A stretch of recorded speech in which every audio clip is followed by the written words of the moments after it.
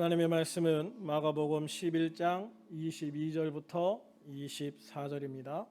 마가복음 11장 22절부터 24절. 같이 읽겠습니다. 시작. 예수께서 그들에게 대답하여 이르시되 하나님을 믿으라. 내가 진실로 너희에게 이르노니 누구든지 이 산더러 들리어 바다에 던져지라 하며 그 말하는 것이 이루어질 줄 믿고 마음에 의심하지 아니하면 그대로 되리라. 그러므로 내가 너희에게 말하노니 무엇이든지 기도하고 구하는 것은 받은 줄로 믿으라. 그리하면 너희에게 그대로 되리라. 아멘. 예수님이 예루살렘에서 마지막 한 주를 보내는 어느 날 아침 일찍 길을 나서십니다. 마침 아침을 먹지 않으신 예수님이 배가 고프셔서 길가에 있는 무화과 나무에서 열매를 찾으시죠. 그런데 그 무화과 나무가 잎이 무성했음에도 불구하고 열매가 하나도 없었어요. 그래서 예수님은 그 무화과 나무에 실망을 하시고 이제부터 영원토록 사람이 내게서 열매를 따먹지 못하리라 라고 말씀을 하시죠.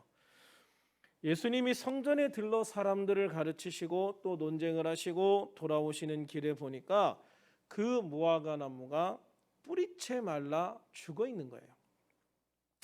이를 본 베드로가 아침에 예수님이 하신 말씀이 생각이 나서 예수님께 말씀을 합니다. 랍비여 보소서, 저주하신 무화과 나무가 말랐나이다. 이 말씀을 들은 예수님이 제자들을 향해서 하신 말씀이 바로 하나님을 믿으라 라는 말씀이에요. 무화과 나무는 잘 죽지 않아요. 우리도 여기 무화과 나무 하나 있잖아요. 심어놨거든요. 겨울에 얼어서 죽은 줄 알았어요. 가지는 다 죽었는데 뿌리가 안 죽었더라고요. 새로 싹이 났어요. 그 다음에 또 얼어 죽었어요. 그래가지고 또 잘라냈더니 뿌리에서 또 싹이 나가지고 줄기가 나서 또 살았어요. 지금 심은 지 저게 4년째인데 올해는 확 컸잖아요. 그래서 그 추위에도 불구하고 뿌리가 살아있으니까 계속 살더라고요. 이 무화과 나무가 생명력이 굉장히 강한 나무라는 거죠. 그런데 뿌리가 죽었다는 건 진짜 죽은 거거든요. 뿌리가 죽으면 진짜 죽은 거예요. 예수님의 말씀이 완벽하게 이루어졌다라는 것을 보여주는 겁니다. 베드로는 예수님이 지나가시다가 한 한마디 때문에 이렇게 생명력이 질긴 나무가 죽었다는 게 이게 신기한 거예요. 그런 베드로를 보시면서 예수님은 대뜸 하나님을 믿으라 라고 말씀을 하신 거죠. 왜 이런 말씀을 하셨을까요? 베드로의 마음에 이게 그냥 신기한 거지 믿음으로 연결되지 않고 있기 때문에 그런 거예요. 야, 신기하다. 왜 이런 일이 일어나지? 어떻게 이런 일이 일어날 수 있지? 라고 생각을 하는데 이게 하나님이신 예수님께서 그 말씀 한마디로 그 말씀의 능력으로 이 무화과 나무가 죽었다는 걸 생각을 안 하고 있는 거거든요. 그러니까 예수님이 거기에서 하나님을 믿어. 하나님을 믿으면 하나님의 말씀, 하나님의 권능을 통해서 이런 일들은 아무것도 아니게 일어날 수 있다라는 것을 이야기를 하시는 거죠. 그러면서 이어서 말씀하시는 게 뭐냐면 23절에 누구든지 이 산더러 들리어 바다에 던져지라 하며 그 말하는 것이 이루어질 줄을 믿고 마음에 의심하지 않으면 그대로 되리라 라고 말씀을 하시는 거예요. 이 말씀은 우리들이 하나님을 믿되 어떻게 믿어야 되는지를 분명하게 보여주시는 거예요. 마음에 의심하지 않고 하나님을 믿으면 무화과 나무를 저주해 죽게 하는 이런 일만 할 뿐만 아니라 이 산더러 들려 바다에 던져지라고 해도 그대로 이루어질 것이다 라고 말씀을 하는 거예요. 그럼 이 산은 뭐냐? 당시 유대인들은 매우 힘든 일을 산을 옮기는 일이라고 이야기를 했어요. 스가랴 4장 7절에도 보면 큰 산아 내가 무엇이냐? 내가 수룹바벨 앞에서 평지가 되리라. 산이 옮겨져서 평지가 된다. 큰 어떤 일들이, 큰 장애물이 완전히 평지가 된다 하는 것들을 이야기를 하는 거거든요. 그래서 문제를 잘 해결해 주는 율법 선생을 산을 옮기는 사람이라고 불렀어요. 우리나라도 그렇죠. 큰 문제를 태산에 비유해서 이야기하는 경우가 많잖아요. 태산 같은 문제, 이런 식으로 많이 표현을 하거든요. 이렇게 보면 예수님이 말씀하신 이 산을 옮기는 이야기는 어떤 큰 문제가 있을지라도 내가 정말 하나님이 이 문제를 해결해 줄 줄로 믿고 마음에 의심하지 않으면, 믿고 의심하지 않고 기도하면 어떤 큰 문제라도 다 해결될 수 있어. 어떤 큰 기적이라도 다 이루어질 수 있어. 내가 아무리 불가능하다고 생각하고 모든 사람이 불가능하다고 해도 이루어질 수 있다. 할렐루야. 그거를 지금 이야기를 하시는 거예요. 여기에서 중요한 것은 뭐냐면 하나님을 믿되 마음에 의심하지 않고 믿어라 라는 거예요. 마음에 의심하지 않고 믿어라. 사람이 아무리 노력해도 해결할 수 없는 가장 큰 문제가 뭐라고 생각하세요? 그게 바로 인간의 죄의 문제예요.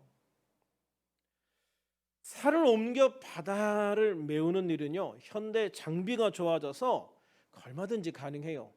실제적으로 그런 일들이 많이 일어나고 있어요. 산을 깎아가지고 그 산을 바다를 메우는 데 쓰는 일들이 많이 있거든요.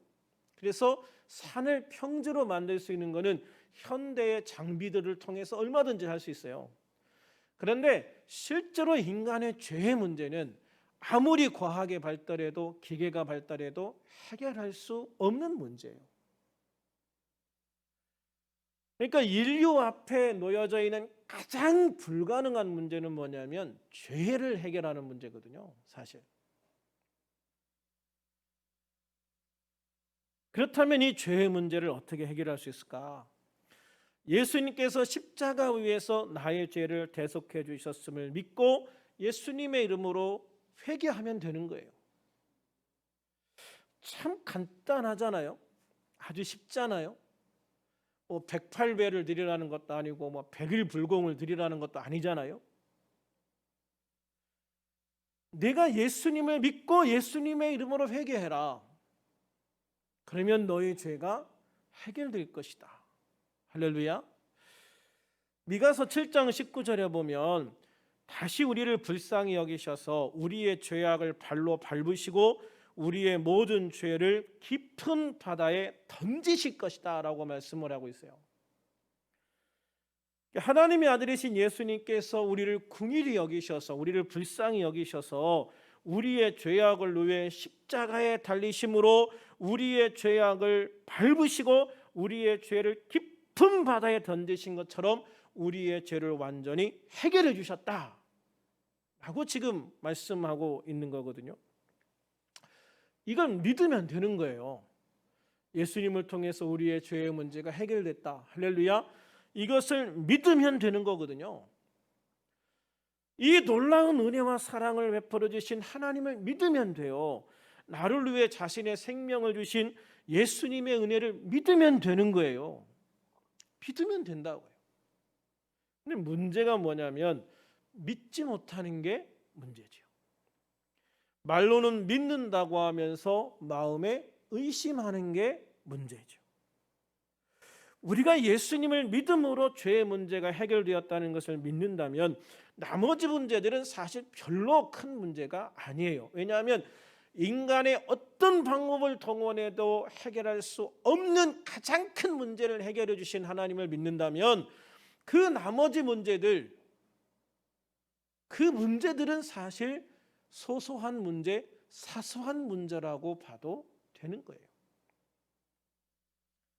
그런데 우리는 그런 큰 문제를 예수님을 믿고 해결을 받았음에도 불구하고 우리 앞에 놓여져 있는 소소한 문제들을 너무 크게 보는 게 문제다.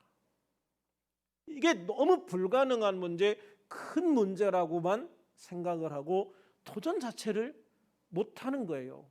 이거를 극복할 수 있다는 믿음 자체를 못 가지는 거예요. 하나님은 창조주 하나님이신 걸 믿으시기 바랍니다. 할렐루야. 우리가 살고 있는 모든 것이 하나님의 창조물이에요. 눈에 보이는 것, 눈에 보이지 않는 것, 모든 것 다 하나님이 창조하신 거라고. 이 세상 우주 만물 모든 것이 하나님 없이 존재하는 것은 아무것도 없는 거예요. 모든 것이 하나님의 창조물입니다. 당연히 사람과 사람이 사는 모든 환경 속에 있는 것 또한 하나님의 창조물입니다. 그러니 당연히 하나님께서 고치지 못할 것이 없고 해결하지 못할 것이 없는 거예요. 하나님이 만드셨는데 하나님이 왜 못 고치시겠어요? 안 되면 하나님이 다시 만들어서라도 주시는 거예요. 할렐루야. 우리의 영적인 문제나 마음의 문제, 육신의 문제뿐만 아니라 환경의 문제까지도 우리 주님이 하시고자 하시면 다 해결될 수 있다는 걸 믿으시기를 바랍니다. 우리가 믿는 하나님은 바로 창조주 하나님이시기 때문이에요. 우리 하나님을 믿는 우리들은 하나님이 창조하신 우주의 모든 것을 만드시고 운행하시는 하나님의 지식과 능력을 알고 믿는 자가 되어야 됩니다. 그런데 많은 사람들, 심지어 그리스도인들까지도 포함해서 많은 사람들이 그 하나님을 온전히 믿지 못한다는 것이죠. 쉬운 예를 들어본다면 사람이 안 된다라고 하면 기도도 안 하는 거예요. 환자들이 이제 의사 선생님 한마디에 사실 굉장히 왔다 갔다 하거든요. 하나님을 믿는 사람들의 육신의 병이 생겼을 때 무조건 병원에 가지 말라고 하는 건 아니에요. 병원에 가서 적절한 치료를 받는 것은 아주 중요합니다. 중요한 것은 이 병을 치유하시는 주체가 하나님이심을 믿는 거예요. 의사도 중요하지만 그러나 하나님의 한마디는 더 중요하다. 할렐루야. 의사가 이제 할 게 없습니다. 이제 끝났습니다. 라고 말하면은요, 사람들은 그 말을 믿고 그냥 포기해요. 저는 치료하는 분들 중에 그런 분들을 참 많이 보거든요. 물론 뭐 하나님을 안 믿는 사람들은 어쩔 수 없지만 하나님을 믿는 사람들 중에 물론 하나님께서 모든 병을 고쳐주시는 건 아닙니다. 왜냐하면 하나님은 창조 질서 안에, 자연 질서 안에 모든 것을 운행하시기 때문에. 그런데 어떤 사람은 하나님이 특별히 치유하는 사람이 있어요. 하나님 안에서 기도하다 보면 하나님께서 준비하라고 하는 사람이 있고 치료해 주신다는 사람이 있거든요. 근데 하나님이 너를 치료하리라고 말씀을 하셨는데 의사가 좋아지고 있다고 하면 그 말씀도 붙잡아요. 근데 의사가 더 이상 할 게 없다고 하면 하나님의 그 말씀도 안 붙잡아요.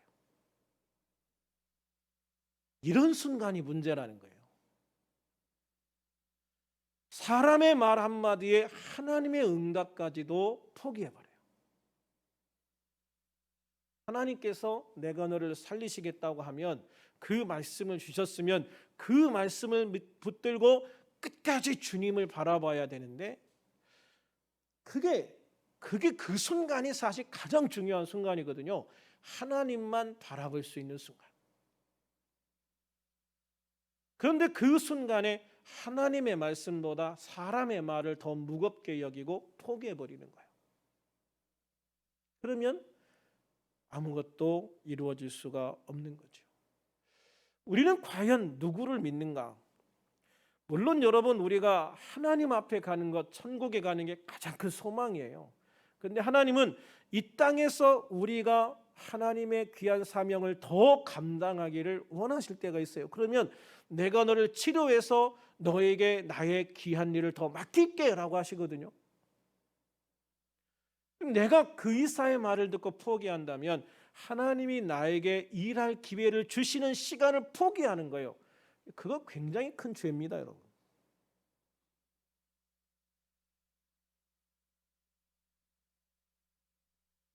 사업을 할 때도 마찬가지고 직장을 다닐 때도 마찬가지예요. 정말 내가 여러 가지 스펙을 만들고 준비하기 위해서 열심히 발로 뛰는 것, 그 이상으로 중요한 게 뭐냐면 무릎으로 기도하는 거거든요. 요즘 대학 입시철이잖아요. 대학 문제도 마찬가지인 거예요. 대학 입학을 위해서 열심히 학교에서 공부하고 학원에 다니고 공부는 열심히 하거든요. 그런데 내가 그만큼 기도에 대한 열정이 있는가, 기도에 대한 소망이 있는가 하는 것도 생각을 해봐야 되는 거예요. 입시철만 되면 엄마들이 교회로 절로 기도하러 많이 가거든요. 그런데 그 기도가 이렇게 보면 간절함의 표현이기는 하지만 그게 믿음의 표현인가 라는 생각이 들 때가 있어요. 그러니까 정말 하나님 뜻에 맡기고 하나님이 인도해 주세요라는 것보다 엄마의 간절한 마음, 그 욕심을 하나님 앞에 강요하는 기도가 대부분이거든요, 보면. 더 심각한 문제는 정작 입시생들은 기도하지 않는 경우들이 많은 거죠. 엄마만 열심히 기도하고 정작 학생들은 별로 기도하지를 않아요. 심지어 대학에 들어갈 때까지 교회 나가는 것도 유보하는 경우들도 많이 있어요. 대학에 들어가는데 학교 선생님이 많은 정보를 줄 수 있는 건 분명해요. 그리고 선생님과 상의하고 내가 갈 수 있는 수준의 대학과 또 내가 가지고 있는 미래의 꿈을 펼칠 수 있는 그런 학과를 고르는 것 굉장히 중요하죠. 그런데 그 선생님보다 더 중요한 분이 있거든요. 바로 하나님이시죠. 우리 예수님이시잖아요. 정말 주님이 나에게 무엇을 원하시는지, 내가 어디를 가기를 원하시는지, 그리고 내가 이것을 선택했을 때 내가 하나님 안에서 어떤 믿음을 가지고 어떤 꿈을 가지고 믿음을 통해서 나갈 수 있는지, 어떻게 하나님께 영광을 돌릴 수 있는지, 사실 그것이 우리의 삶에 실제적으로 제일 중요한 문제들이거든요. 그런데 그러한 것은 다 내려놓고 단지 점수에 맞춰서 학교만 선택하는, 근데 그런 선택들이 후회스러운 선택들이 참 많거든요.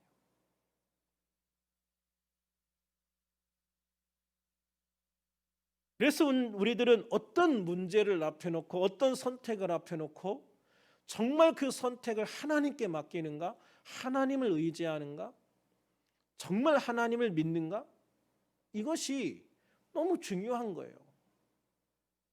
내 삶의 어떤 그 질병의 문제도 그렇고 환경의 문제도 그렇고 내가 살아가는 문제, 내 진로의 문제, 수많은 선택들이 사실 하나님과 함께 이루어져야 되거든요. 그런데 그 수많은 선택의 순간들에 하나님이 완전히 배제되어지는 그런 경우들이 너무 많은 거예요. 결국은 내 생각과 내 욕심만을 위해서 선택되어지는 것들이 너무 많은 것이죠. 그러므로 우리들의 가장 중요한 문제는 하나님을 믿는가입니다. 우리가 하나님을 믿고 의심하지 않으면 우리 앞에 있는 어떤 문제도 사실 더 이상 문제가 되지 않는 거예요. 현재 코로나19로 인해서 많은 어려움들이 있고 이는 정말 심각한 위기라고 많은 사람들이 이야기를 해요. 현명우 중앙대학교 심리학과 교수는 37개 시민단체로 결성된 한국생명운동연대, 한국종교연합, 또 맹성교 국회의원 등이 공동으로 주최하는 코로나19 한국 중년세대 자살과 종교의 역할이라는 세미나를 했는데요. 그 세미나에서 코로나 장기화 또는 코로나 이후 경제적인 어려움에 대한 해결책이 시급한 과제다라고 이야기를 하고 있어요. 파워포인트 넘겨주세요.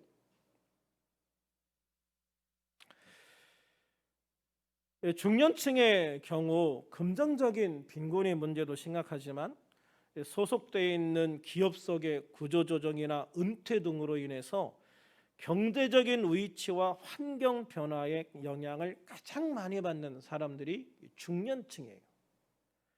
그래서 이런 어려움들이 왔을 때 사실 중년층들이 제일 힘들거든요. 요즘에도 보면 노인 인구에 해당하는 분들의 취업은 많이 늘었다고 그래요.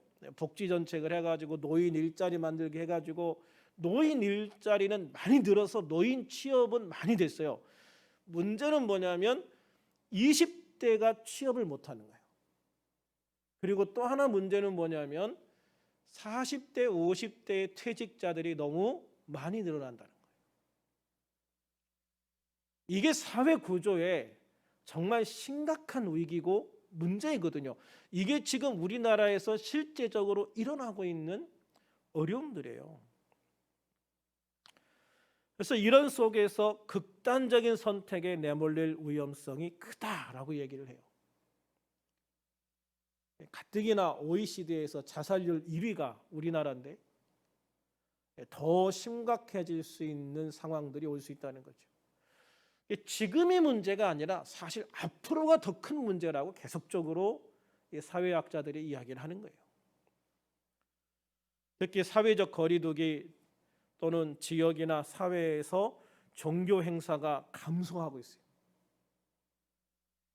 그런데 이런 것들이 문제가 뭐냐면 내가 그동안 무언가 의지하고 내가 무언가 붙들고 있던 것들로부터 소외되고 그런 것들로부터 자꾸 멀어지는 거예요. 예전에는 누군가 친한 친구라도 만나서 술 한잔 먹고 해결하던 게 이제 못하게 되고 또 내가 힘들고 어려울 때 그래도 교회 가서 힘을 내고 은혜 받고 새로운 마음을 다잡았는데 그게 안 되는 순간들이 많은 거죠. 그게 불가능해지는 일들이 많은 거예요. 심지어 교회 가는 게 굉장히 큰 스트레스라고 이야기하는 분들도 많잖아요. 왜냐하면 주변에 교회 가는 것 때문에 자꾸 이런저런 이야기를 하고 교회 안 갔으면 좋겠다 이런 이야기하는 사람들이 많아요. 그러니까 내가 교회를 가는 게 무슨 큰 죄인이 된 것 같다라고 이야기하는 분도 계시거든요. 그러니까 그런 속에서 내가 정말로 하나님 앞에 믿음으로 기도하고 정말 예배를 통해서 내 마음이 회복되고 또 새 힘을 얻을 수 있는 기회들을 박탈당하는 거예요. 그러면서 이런 사회적인 문제는 점점 커진다는 거죠.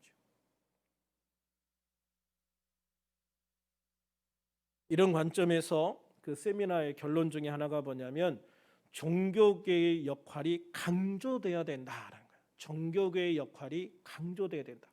물론 여기서 종교계라는 게 꼭 기독교만 이야기한 건 아니에요.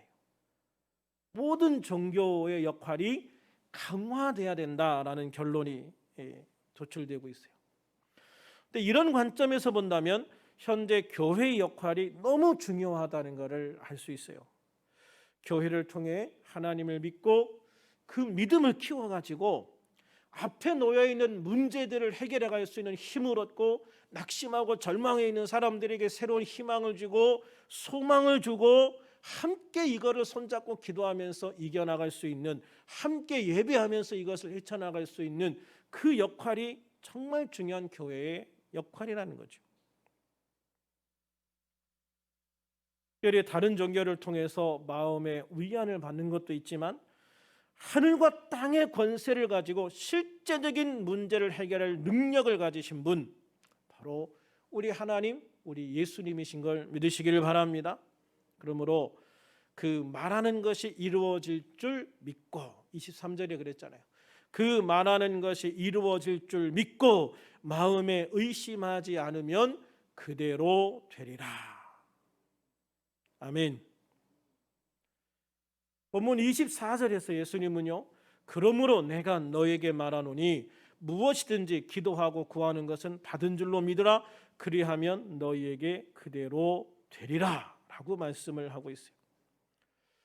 야고보서 4장 3절에서 말씀하시듯이 정욕으로, 다시 말하면 자기 욕심을 위해서 기도하는 것은 응답되지 않을 수도 있어요.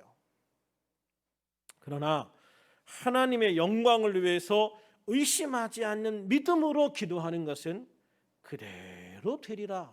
아멘. 그대로 되리라고 말씀하고 있는 거예요. 사랑하는 여러분, 하나님을 믿는 자가 되시기를 축원합니다. 하나님을 믿되 마음에 의심하지 않고 믿는 자가 되시기를 축원합니다. 그리고 그 믿음으로 기도해서 우리 앞에 있는 모든 문제들 다 해결해 나가고요, 환경에 뒤지 말고 이길 수 있는 우리들이 되기를 소망합니다.